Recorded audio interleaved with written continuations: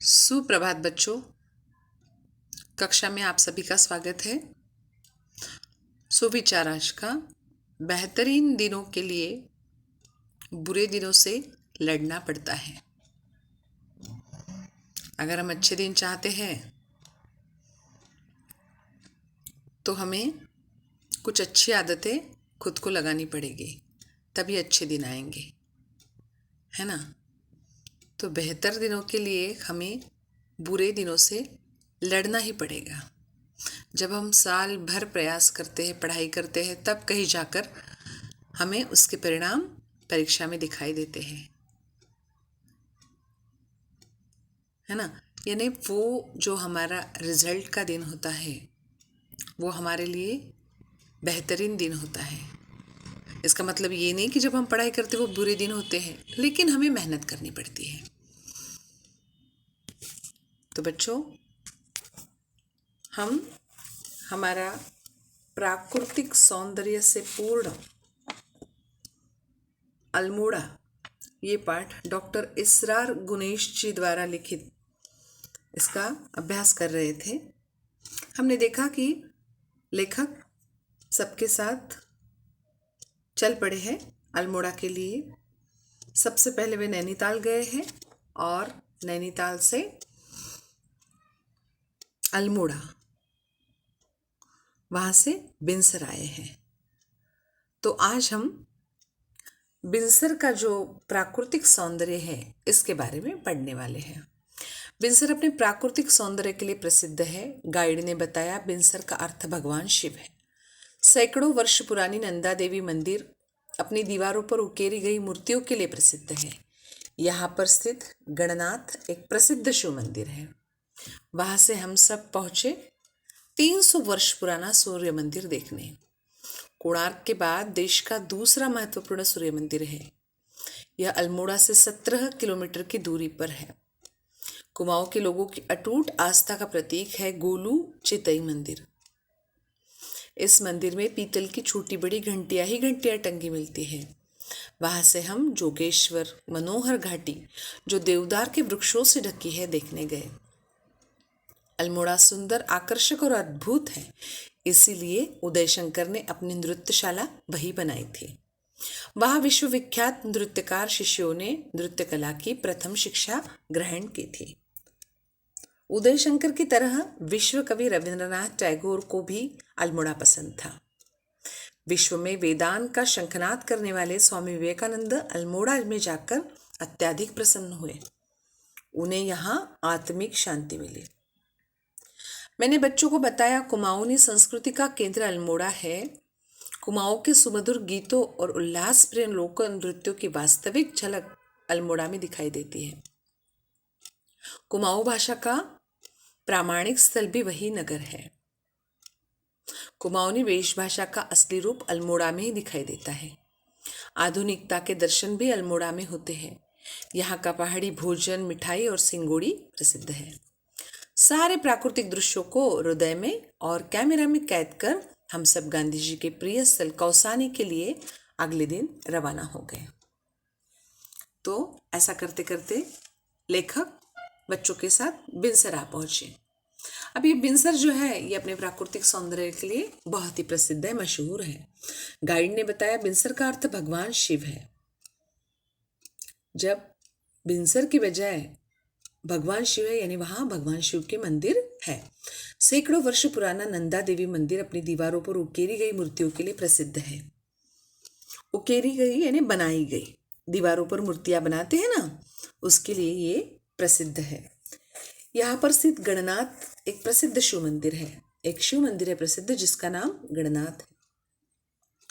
बच्चों, बिनसर उत्तराखंड के अल्मोड़ा जिले में बसा अध्यात्म और प्राकृतिक सौंदर्य का अनूठा संगम है बिनसर यानी। यहाँ महादेव का भव्य मंदिर है। मंदिर के सामने से छोटी सी एक जलधारा बहती है। अब शहरी कोलाहल तथा प्रदूषण से दूर ग्रामीण परिवेश वाला बिनसर बहुत सुंदर और आकर्षक है।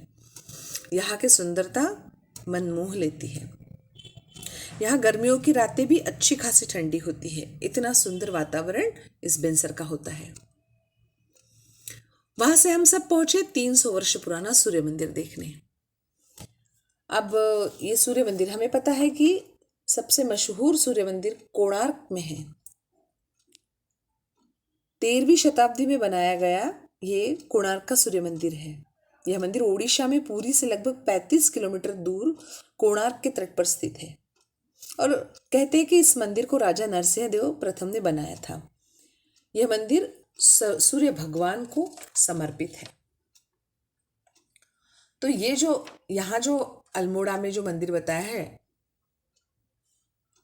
सूर्य मंदिर, कोणार्क के बाद देश का दूसरा महत्वपूर्ण सूर्य मंदिर है। पहला नंबर कोणार्क का ही लगता है और उसके बाद ये यहाँ का सूर्य मंदिर है। यह अल्मोड़ा से 17 किलोमीटर की दूरी पर है, यानी पास में ही था, इसलिए ये लोग देखने चले गए। कुमाऊं के लोगों की अटूट आस्था का प्रतीक है गोलू चितई मंदिर।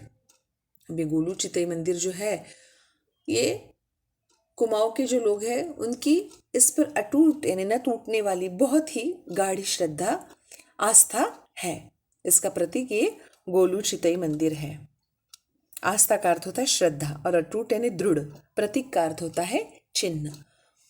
बहुत लोग टेकड़ी का जो गणेश मंदिर है उसको मानते हैं, कोई शेगांव के गजानन महाराज को मानते हैं। ऐसे सबके अलग अलग भगवान होते हैं, भगवान को मानते हैं वो लोग। वैसे ही कुमाऊं के जो लोग हैं इनकी आस्था का प्रतीक है ये गोलू चितई मंदिर, है ना। सबकी श्रद्धा अलग अलग भगवान पर होती है।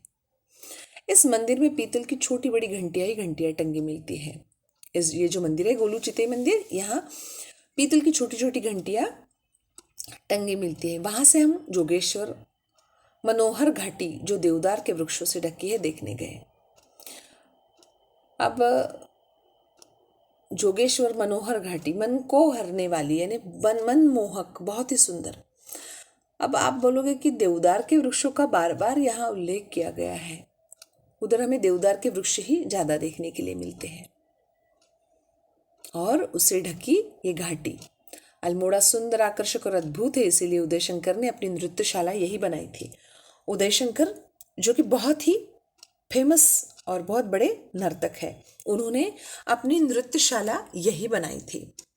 वहाँ विश्वविख्यात नृत्यकार शिष्यों ने नृत्य कला की प्रथम शिक्षा ग्रहण की थी। उदय शंकर की तरह विश्व कवि रविंद्रनाथ टैगोर को भी अल्मोड़ा पसंद था।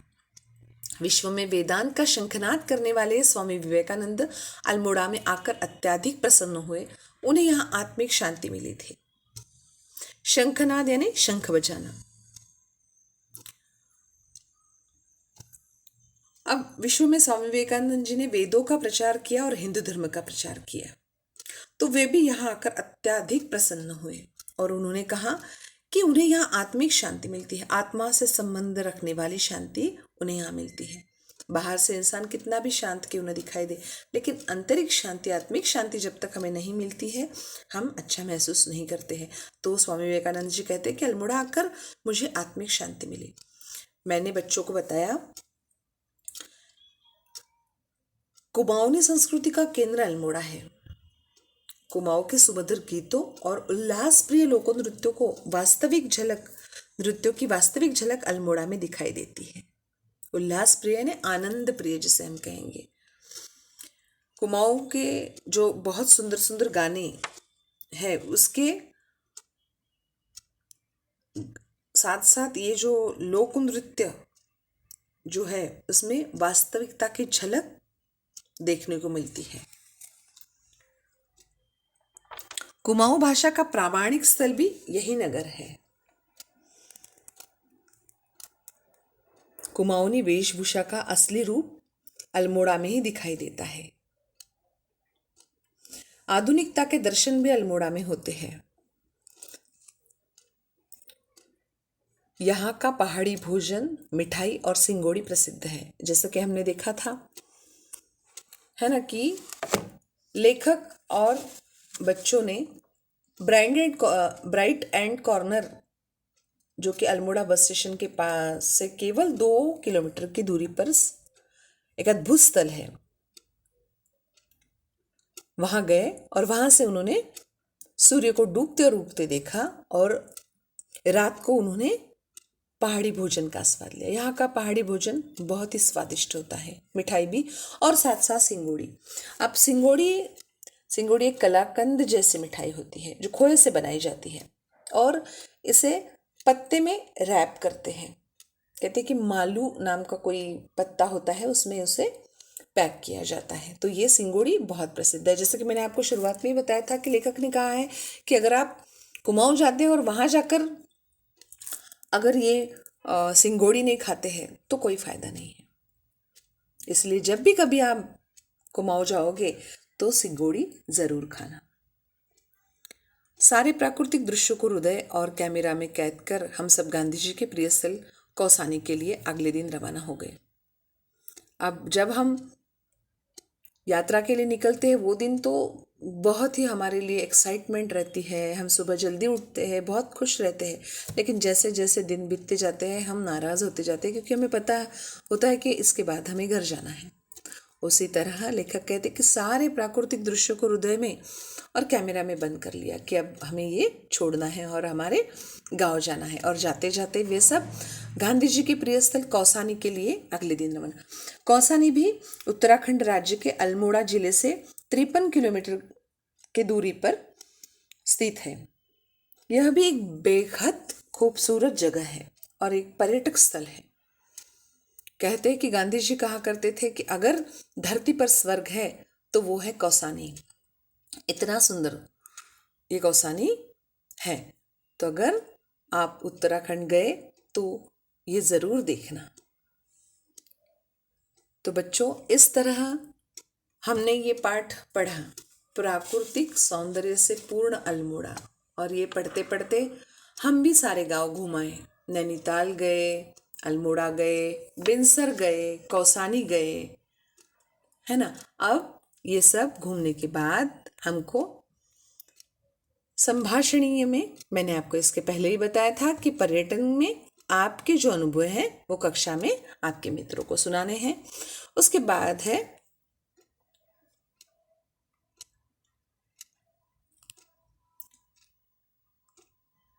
संभाषणीय में पर्यटन से होने वाले लाभ, इस पर आपको चर्चा करनी है। बहुत बार ऐसा होता है कि आप कहीं घूमने जाते हैं, वहाँ की संस्कृति के बारे में, वहाँ के स्थल जो होते हैं, वहाँ के लोगों के बारे में जानकारी आपको जो मिलती है वो सारी आपको आपके मित्रों के साथ, आपके दोस्तों के साथ इस पर चर्चा करनी है। उसके बाद लेखनीय में भारत के वनों में पाए जाने वाले इमारती लकड़ी वाले वृक्षों के नाम, उनके उपयोग, विशेषताएं आदि का लिखित संकलन करना है आपको। अब वन में चंदन की लकड़ियां होती है, सागवान की लकड़ियां होती है और उसके क्या उपयोग होते हैं, उससे क्या बनाया जाता है, ये सारी जानकारी आपको आपके कॉपी में लिखनी है। उसके बाद सबसे अंत में है पठनीय। देश की सीमा पर लड़ने वाले वीर जवानों के अनुभव, कारगिल युद्ध के रोमांचकारी प्रसंग पढ़ो।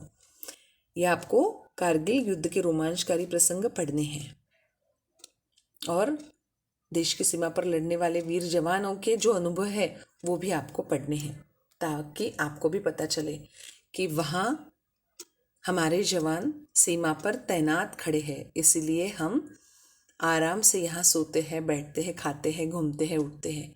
इसलिए इन अनुभवों को आपको ज़रूर पढ़ना है। तो बच्चों, आज के लिए बस इतना ही। मिलते हैं अगली कक्षा में। तब तक के लिए धन्यवाद।